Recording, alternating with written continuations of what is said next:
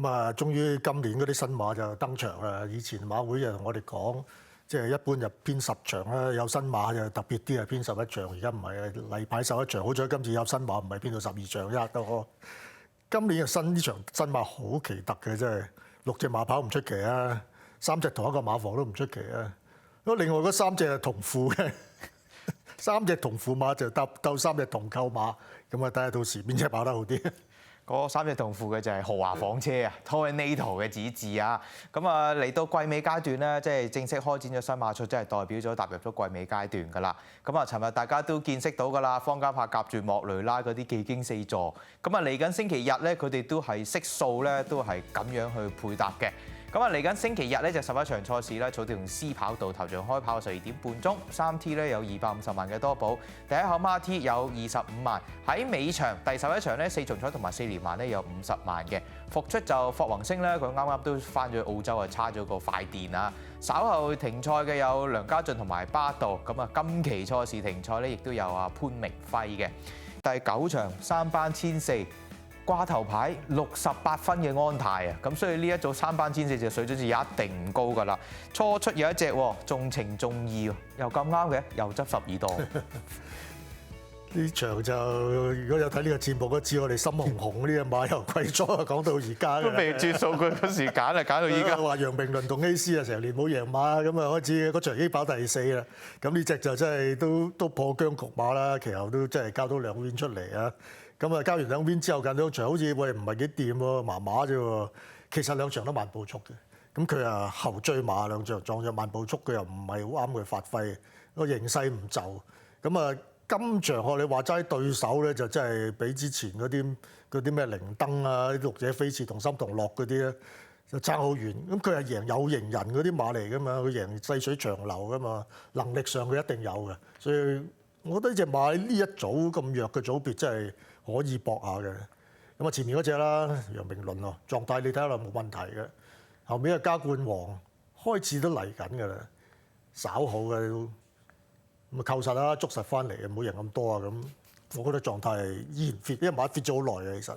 因為都好少可見到一場3班咧係68分已經掛緊頭牌㗎啦，咁所以都有多少混戰嘅意味嘅。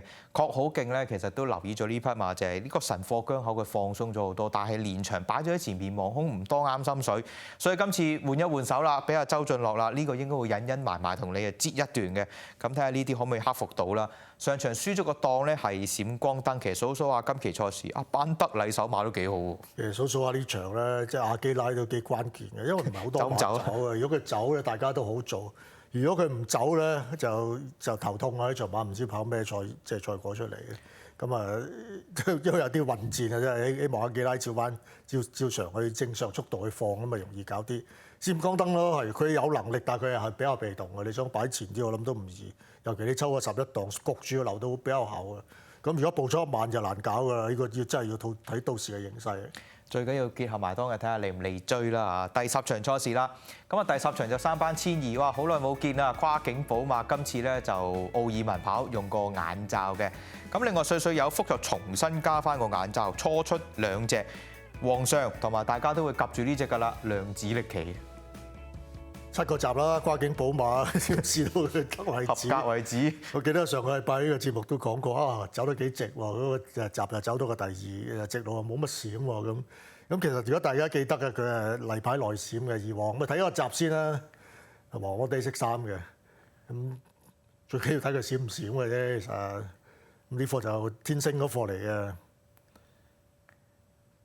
嗱都俾少少壓力佢啦。咁當然你唔係話大力推騎，唔係邊，但係都有騎嘅。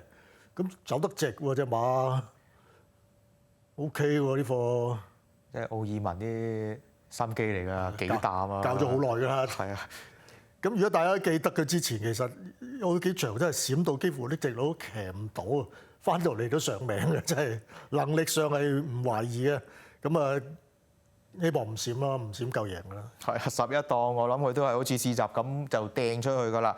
咁所以相對好似穩妥啲就醒目高球咯，因為呢個檔佢又可以咬住啲好位跑嘅，自己放亦都可以，好似各樣都幾試正咁，又配合埋頭先精英高球一齊嚟啦。